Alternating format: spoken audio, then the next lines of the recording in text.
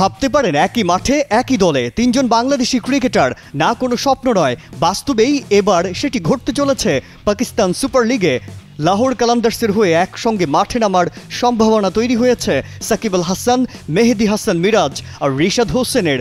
একজন বাংলাদেশের কিংবদন্তি অলরাউন্ডার, একজন নিখুঁত স্পিন অলরাউন্ডার, আরেকজন দেশের উঠতি লেগ স্পিন সেন্সেশন।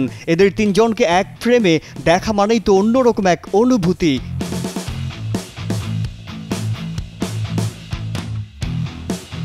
আরব আমিরাত সিরিজ শেষ করেই দেশ থেকে সরাসরি পাকিস্তানে উড়ে গেছেন রিশাদ হোসেন।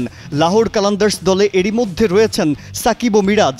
দলের কম্বিনেশন যেমনই হোক না কেন, ম্যাচের আগের আলোচনায় এখন টপিক একটাই, একই একাদশে কি দেখা যাবে এই তিন টাইগার তারকাকে?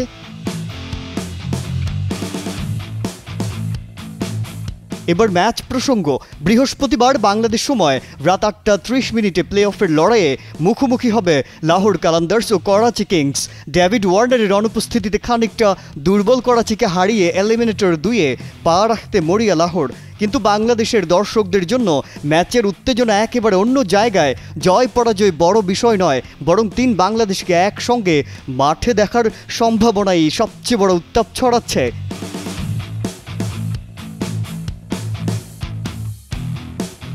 শেষ কথা, সাকিব, মিরাজ আর রিশাদ তিন ঘরানার অলরাউন্ডার। তিনজনের স্টাইল ভিন্ন, কিন্তু লক্ষ্য এক দলে অবদান রাখা। এই ম্যাচ শুধু পিএসএল এর একটা সাধারণ প্লে অফ নয়, এটা হতে পারে বাংলাদেশের ক্রিকেটের ফ্র্যাঞ্চাইজি যুগে এক নতুন অধ্যায়। পাশে থাকুন, চোখ রাখুন, এই সন্ধ্যাটা হতে পারে ঐতিহাসিক।